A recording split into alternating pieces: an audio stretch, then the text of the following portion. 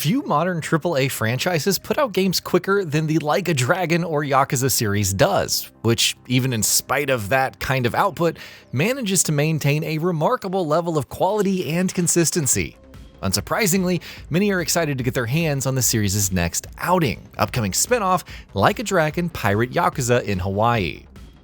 As the series has often been known to do in the past, Pirate Yakuza in Hawaii will be taking many of the assets and foundational elements of last year's Like a Dragon Infinite Wealth and remixing them and blending them with new ideas of its own, hopefully to create something fresh, unique, and equally enjoyable.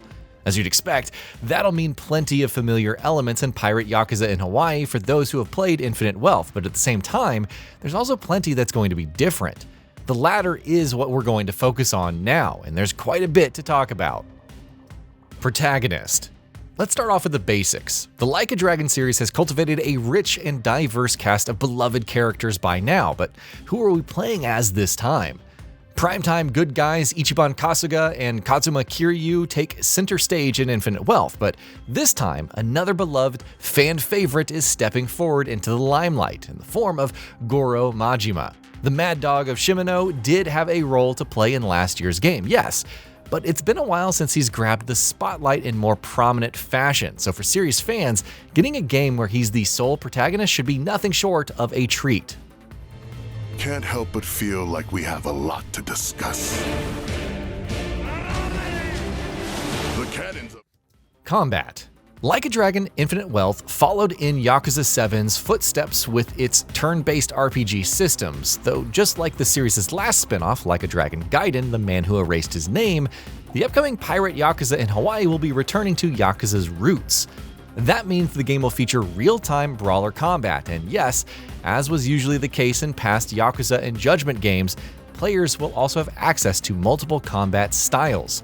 Between the agile and aggressive Mad Dog style and the fantastical Sea Dog style, which will turn Majima into a full-fledged gun-toting, cutlass-wielding pirate, combat promises to be a colorful affair. Men like us use every dirty trick we can to get the upper hand, don't we? Naval sections. Yes, piracy is the big central through line in Like a Dragon Pirate Yakuza in Hawaii, as its name so subtly alludes to. Former Yakuza Majima has turned up in Hawaii with his memory mysteriously wiped, following which he sets off on a swashbuckling pirate adventure on the high seas, in search of a fabled treasure. Ridiculous? Yes, but A, ridiculous is kind of the series' bread and butter, and B, this ridiculous setup will allow players to command their ship on the high seas in naval combat and traversal sections, complete with crew building and ship customization mechanics, on top of all other bells and whistles. A little bit of Assassin's Creed Black Flag in our Yakuza wasn't something we ever thought to ask for, but, well, now that we're getting it, we cannot wait to dive in.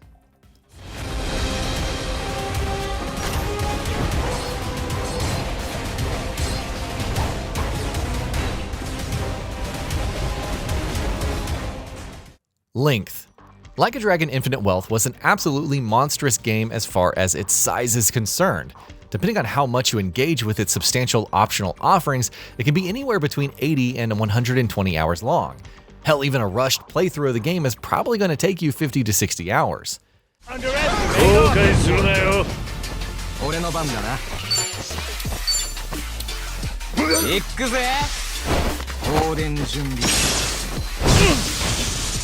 Pirate Yakuza in Hawaii is promising to be a much more brief experience, however. RGG Studio has said that it's going to be about 1.5 times as long as Like a Dragon Gaiden, which means we're looking at roughly a 15 to 20 hour game. It's not exactly a short game, obviously, but by mainline Yakuza standards, it is pretty short. Then again, like Gaiden, this isn't a mainline entry, so there is that. Side activities. Like a Dragon games are built on the backs of their side activities, and obviously Pirate Yakuza in Hawaii will have plenty on offer. You can, of course, expect plenty of its roster to overlap with Infinite Wealth, with the likes of Crazy Delivery and Karaoke confirmed to be returning, among others. Others, however, will be different. For instance, Dragon Kart, the Mario Kart-like activity introduced in Yakuza 7, sat out Infinite Wealth, but is now returning. There's also a whole suite of naval activities, such as upgrading and customizing Majima's ship, the Goromaru, and expanding and leveling up his crew. Major side activities not returning. Let's stick with Pirate Yakuza in Hawaii's roster of side activities a little longer, because it will differ from Infinite Wealth in a few more key ways in this department. Some of the latter's most significant side activities are not coming back, including the likes of Dondoko Island and Sujimon, as well as activities and mechanics that were related to Infinite Wealth's RPG mechanics, such as Unabara Vocational School, Alo Happy Tours, and what have you. New characters. A bajillion games into a franchise, it can be hard to make truly standalone stories, which means Pirate Yakuza in Hawaii will obviously feature its fair share of familiar characters from past Yakuza games, in addition to protagonist Majima himself. Additionally, however, the game will also introduce a vast and varied roster of entirely new faces. Throughout his adventure in Hawaii, Majima will meet a number of new personalities, including treasure hunters, pirates, former Yakuza, and more. New locations. Like a Dragon games are better than most at reusing locations, which is something that Pirate Yakuza in Hawaii will also be doing, with the entirety of Infinite Wealth's Honolulu map returning as the main setting. On top of that, however, players can also expect plenty of new locations, including a secret island haven for pirates and criminals known as Madlantis, a secluded location known as Rich Island, and of course, the open seas themselves, where you can sail your ship around to get up to all sorts of trouble. New Game Plus. Like a Dragon Infinite Wealth made the mistake of locking its New Game Plus mode behind a post-launch paywall, and rightly enough, Sega and RGG Studio were called out for it. Thankfully, it looks like lessons have been learned. The publisher and developer have confirmed that Like a Dragon Pirate Yakuza in Hawaii's New Game Plus mode, which is still arriving as a post-launch update, will be free for all players this time. Pricing. Sega and RGG Studio have been explicit in their messaging that Like a Dragon Pirate Yakuza in Hawaii is very much not a mainline entry, having been developed as a spin-off in the space of less than a year. As such, the shorter game's pricing is going to reflect the same. Where Like a Dragon Infinite Wealth was the first game that Sega chose to sell at $70, Pirate Yakuza in Hawaii is instead going to be sold for a cheaper price of $60, in comparison to 2023's Like a Dragon Gaiden was $50 at launch.